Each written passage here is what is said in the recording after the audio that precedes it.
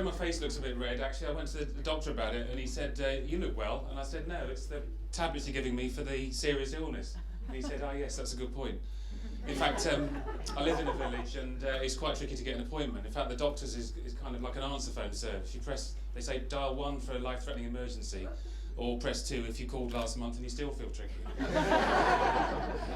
But I did actually used to live in Basingstoke. I've got to be careful because I've insulted Basingstoke about 10 years ago and got taken off the radio actually. But I mean, Basingstoke years ago when I lived here had the shops were so small that the only reason you went in there was to take stuff back you bought in Reading.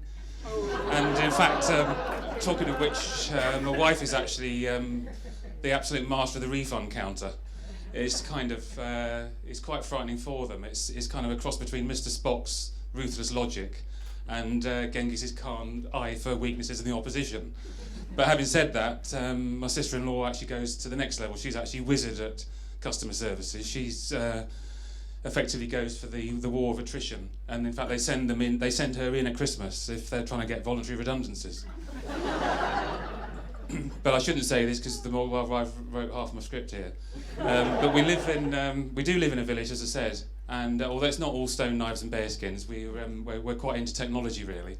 So in fact, for example, we're actually on Facebook now, both of us, and in fact it's the anniversary of the Facebook page in our village, and in fact the lady that organised it, in fact I got this is true actually.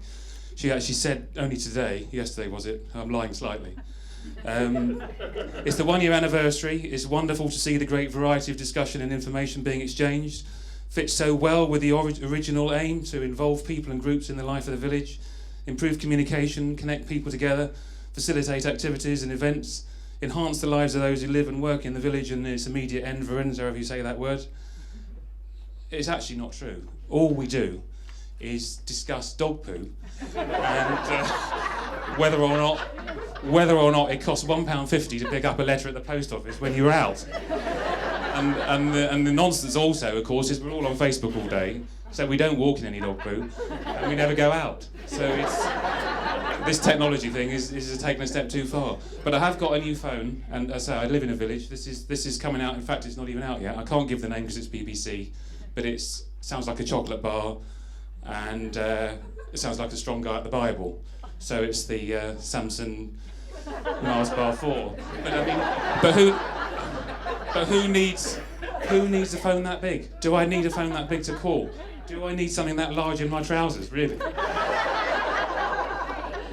moving on swiftly, because I start to get annoyed after a while with these things.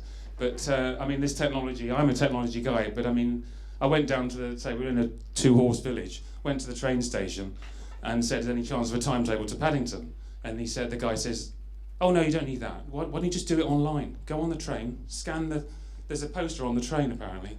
Scan the poster, then you got the timetable on your phone and you need it, and you got it up in London. And I said, thank you very much. That's very kind of you to take that extra level of customer service there. I'll go for that. So I'm on the train, trying to get, obviously you can't get on the train for about 10 minutes. But having got on the train, I then fight my way to this poster. You have to stand by it for 5 minutes to get the shot of the thing. Got the picture, and then the phone says, you're on a train, mate. There's no coverage. Why are you trying to scan a timetable? So that is virtually it. The final one, if I'm out of time almost, because I start to get annoyed here, and it's supposed to be a pleasant evening. But it's about the car. I bought a German car. It's the one that if you sneeze, it goes whoa like that. The handling's so sort of fantastic. It's the opposite of a Vauxhall really, because they kind of don't do that. But I bought it on eBay like you don't do, and it's got a couple of faults. It's got a nagging fault. It's nasty actually, because it's got a warning system that tells you faults, but it waits a couple of seconds before it tells you what they are. So it could be quite good news. It basically goes bling. It's 5 degrees outside, and that's nice. So you wind the window down, then you carry on driving, and then it goes bling. Gearbox failure. So it's a nasty thing, and it's also dodgy in the snow. And in fact, I don't know if you've lived in Basingstoke at all for any time. I did actually block the place up for a couple of years running, when the place came to a grinding halt with the snow, because I basically left work, got 100 metres, stuck on the roundabout, blocking the whole place up. And blokes I work with in Denmark actually say they think it very, very funny that the UK comes to a grinding halt in snow. They say, ever heard of snow chains ever heard of winter tyres? And there's no answer to that. And all I can say is the guys I work with, I say, well, any chance you could ever heard of dishing up food that doesn't make my breath smell of fish every time I'm talking to a customer? But that is basically, I'm starting to get wound up here, so I don't want to cause more upset. But thank you very much for your time. Have a great evening and catch you again sometime.